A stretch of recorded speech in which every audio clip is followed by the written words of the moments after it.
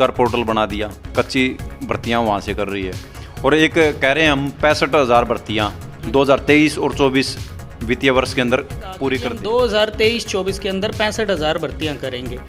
तो 9वां साल लगभग इस सरकार का ये है। 9वें साल में हम ये जानना चाहते हैं कि पिछले 9 साल में खट्टर सरकार ने अब तक कितनी भर्तियां करी। हेलो दोस्तों, नमस्कार, स्वागत है आपका अपने चैनल हासी की आवाज़ में। दोस्तों, मैं रविकांत और आज हमारे साथ एक खास मेहमान बैठे हैं, आम आदमी पार्टी के नेता सचिन जैन जी। नमस्कार सर। सबसे पहले तो हासी की आवाज़ के सभी दर्शकों को मेरा नमस्कार। सर, आज आपसे सीधी बात करते हैं। आज हमारे माननीय मुख्यमंत्री मनोहर लाल खट्टर ने चौथा अपना वित्त मंत्री का रहते हुए चौथा बजट पेश किया है जी। उसके बारे में आप क्या कहना चाहोगे? सबसे पहले तो आज चौथा बजट इस गठबंधन सरकार का जारी हुआ है और कुल मिलाकर के यूं कह लीजिए 9वां बजट इस सरकार का यह है। लेकिन इस सरकार में सरकार ने आंकड़े बहुत बड़े बड़े गिनवाए, जैसे कि 1,83,000 करोड़ का हमने बजट पास किया। सर, 1,83,950 करोड़ का, जो पिछले साल के मुकाबले 11.6% की इसमें बढ़ोतरी की गई है, उसके बारे में आप कुछ कहोगे? जी सर, मैं आपसे ये कहना चाहूँगा कि 1,83,950 करोड़ रुपए का सरकार कह रही है हमने बजट पास किया, लेकिन उसके अंदर बात की जाए तो स्वास्थ्य क्षेत्र के लिए, शिक्षा के क्षेत्र के लिए कितनी बढ़ोतरी की गई, हमें उस पर चर्चा कर रही होगी। दिल्ली के अंदर देखिए, दिल्ली के अंदर 20-20, 25-25 हज़ार करोड़ रुपए के लगातार निरंतर शिक्षा के बजट बढ़ाए जा रहे हैं, ताकि जब हरियाणा का, दिल्ली का, देश का जब बच्चा पढ़ पाएगा, अच्छी शिक्षा ग्रहण कर पाएगा, तभी समाज और देश प्रदेश आगे बढ़ पाएगा। सर, सरकारी स्कूलों के अंदर 70,000 डेस्क नए लगाए जाएंगे ताकि बच्चों को ज़मीन पर ना बैठना पड़े। बिल्कुल। तो सरकारी स्कूलों के लिए तो शिक्षा के ही क्षेत्र में बढ़ावा कर रहे हैं ना ये? तो मैं तो सर इसमें आपकी बात जो आप कह रहे हो मैंने भी पढ़ा कि 894 स्कूलों के अंदर 70,400 कुछ जो है डेस्क बेंच दिए जाएंगे, यानी कि, और ये भी कहा गया मुख्यमंत्री जी के द्वारा कि ताकि बच्चों को ज़मीन पर ना बैठना पड़े। यानी 8 साल तक सरकार को इस चीज़ के ऊपर गौर नहीं गई कि हमारे बच्चे जो हैं ज़मीन पर बैठ रहे हैं। और ये मुख्यमंत्री जी के भाषण के खुद के अंश बताते हैं। चलो सर, मेरी बात कि खुद के अंश उनके बताते हैं कि हमारे बच्चों को अभी तक ज़मीन पर बैठना पड़ रहा है और उनके लिए अब बेंच की व्यवस्था की जाएगी, उसका भी अभी प्रावधान आया है। ये नहीं है कि अभी बेंच अलॉट हो गए हैं। यानी हमें उम्मीद करते हैं कि अगले साल का जब मुख्यमंत्री जी बजट पढ़ेंगे और पिछली अपनी कामयाबी गिनाएंगे कि क्या ये उन्होंने बेंच सुपुर्द कर दी। ठीक है सर। अगली बात ये है, कोई भी नया टैक्स नहीं लगाया गया इस बार। टैक्स के बारे में मैं आपको बताना चाहूँगा। टैक्स के अंदर लगभग सभी चीज़ें जो हैं पहले ही देश की जो है केंद्र सरकार की जीएसटी के भीतर आती है।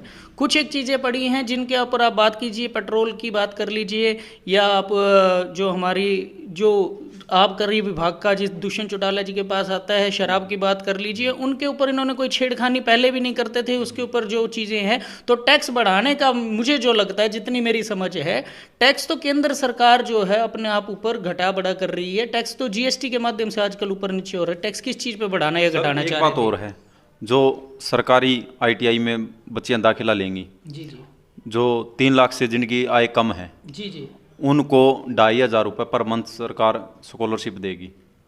तो ये तो शिक्षा को बढ़ावा देने की बात है। सर मैं उसके अंदर एक बात कहना चाह रहा हूँ। इन दिनों मैंने पीछे आप लोगों के माध्यम से, मीडिया के माध्यम से बात भी रखी थी कि खट्टर साहब के इन दिनों का जो काल चल रहा है वो प्रॉपर्टी आईडी युग चल रहा है। हमने सतयुग सुना था, कलयुग सुना था, अब आईडी युग चल रहा है। प्रॉपर्टी आईडी का आपने देखा कि कितना बड़ा झोलमाल हो रहा है, जिसके अंदर की इतने साल लगाने के बावजूद, 1.5-2 साल लोगों के खराब करने के बाद, अब याशी कंपनी को 57 करोड़ रुपए की पेमेंट करने के बाद उन्हें जो है सस्पेंड किया गया, उनका टेंडर रद्द किया गया। उसके बाद फैमिली आईडी की, जिसके माध्यम से ये कह रहे हैं कि जी 3 लाख रुपए से कम जिस परिवार की आय होगी, आईटीआई में दाखिला लेने वाली बच्चियों को पैसा दिया जाएगा। सबसे पहले तो उसका निर्धारण कौन करेगा? आज हम लोग हांसी में बैठे, हम दूर की बात नहीं कर रहे। 13,000 लोगों के फैमिली आईडी के कारण बीपीएल कार्ड कट चुके हैं। लोग आप चलिए किसी भी CSC केंद्र में आप चले जाइए, और मैं तो उन्हें CSC केंद्र की बजाय पीड़ित केंद्र कहना चाहूँगा।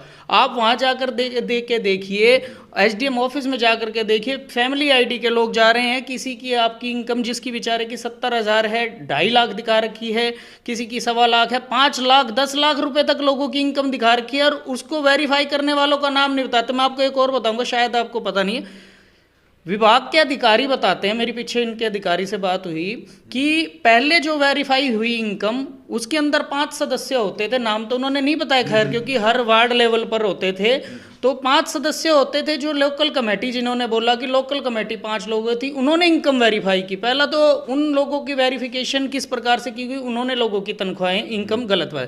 अब बताया कि उनकी वेरिफिकेशन जब गलत पाई गई, लोग धक्के खा रहे हैं, तो एक सेक्टर कमेटी बनाई गई, और सेक्टर कमेटी का भी हाल वही देखने को मिला। जब आप एक चीज़ बताइए, जब लोअर लेवल पर इनकम ठीक नहीं बता पाए, ऊपर बैठे लोग कैसे अब कह रहे हैं कि जी एक और कमेटी बनाएंगे।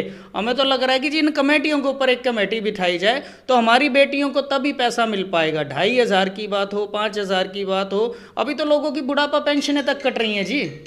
आप एक बात बताओ ना, लोगों की बुढ़ापा पेंशनें कट रही हैं, विधवा पेंशन कट रही है, हमारे दिव्यांग जो हैं वो अपने 2,500 रुपये के लिए और धक्के खा रहे हैं, और सरकार आज बात कर रही है कि 2,500 रुपये बच्चियों को देंगे, 2,750 पेंशन कर दी। सरकार कह रही है सारी कमियां धीरे धीरे सारी दूर कर दी जाएंगी।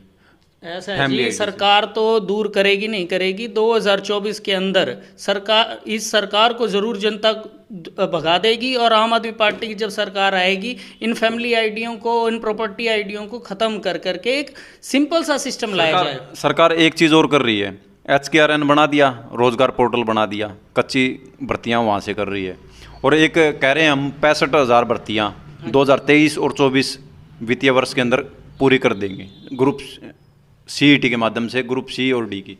मैं इसके बारे में आपको एक चीज़ कहना चाहूँगा। सरकार ने कहा कि जी हम 2023-24 के अंदर 65,000 भर्तियाँ करेंगे, तो 9वां साल लगभग इस सरकार का ये है।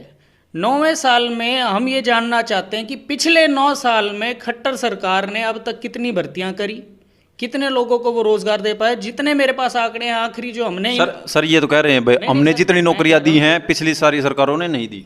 सर मैं एक चीज़ कह रहा हूँ, क्या सारा जो इतना पूरा अमली जामा 1900 जब से हरियाणा का निर्माण हुआ है, क्या बिना अधिकारियों के काम चल रहा है? भर्तियाँ हुई हैं, वो सिस्टम है कि किस प्रकार से हुई नहीं हुई, भर्तियों के बगैर लोग काम कर रहे थे क्या? ये लोग तो फिर भी प्राइवेटाइजेशन की ओर भाग रहे हैं, बिना अधिकारियों के, बिना हमारे कर्मचारी भाइयों के काम नहीं हो रहा। मैं कह रहा हूँ जी 65,000 ये कह रहे हैं जी, पिछले 9 साल के लेना, कभी इनके पेपर लीक होंगे, कभी इनके पेपर रद्द होंगे, बच्चों को 500 किलोमीटर इन्होंने। आप एक और बात बताना चाहूँगा मेरे को, 500 किलोमीटर खट्टर साहब ने पिछली साल जब बच्चों को परेशानी हुई, इन्होंने कहा कि जी 100 किलोमीटर दूर से मतलब जो होगा जिले के अंदर या जिले के आसपास फ्री बसें दी गई थी इस बार तो सर, CET फ्री बसें दी गई थी। आप बता दीजिए अपनी हांसी में से कितने बच्चों ने सवारी की फ्री में? आप बच्चों की कह रहे हो, रक्षाबंधन पे लड़कियों के लिए फ्री बसें नहीं होती, उल्टा उन दिनों तो बसें और कम कर दी जाती है। ये सिर्फ कहने की बात है। और मैं तो कह रहा हूँ सर, ये कह रहे हैं हमने स्कूलों की बसें भी लगाई। सर कोई बात नहीं, आपने देखी होंगी जी, आप 10-20 हांसी की बता दीजिए जिन स्कूलों की बस ले। अरे स्कूलों की बसें क्यों लगा रहे हो जी? आप नए बेड़े में बसें क्यों नहीं शामिल करते?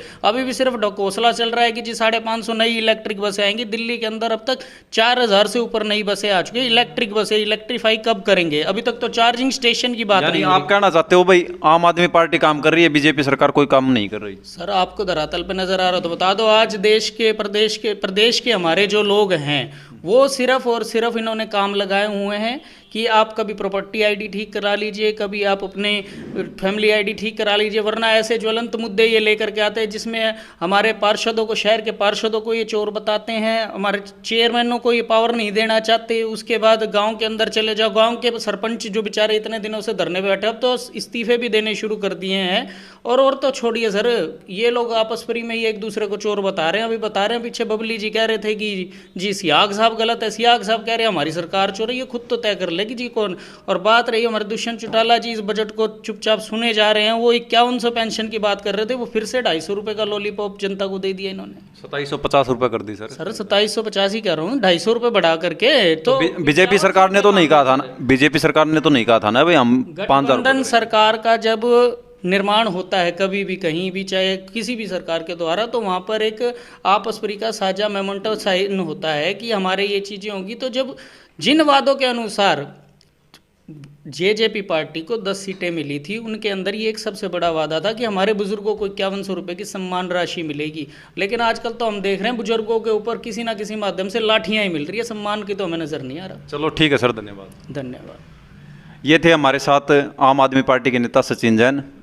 तो आपको ये वीडियो कैसी लगी खुलकर कमेंट करें और हमारे चैनल को सब्सक्राइब करें, और अगर आप इसे फेसबुक पर देख रहे हैं तो हमारे चैनल को फॉलो करें। धन्यवाद।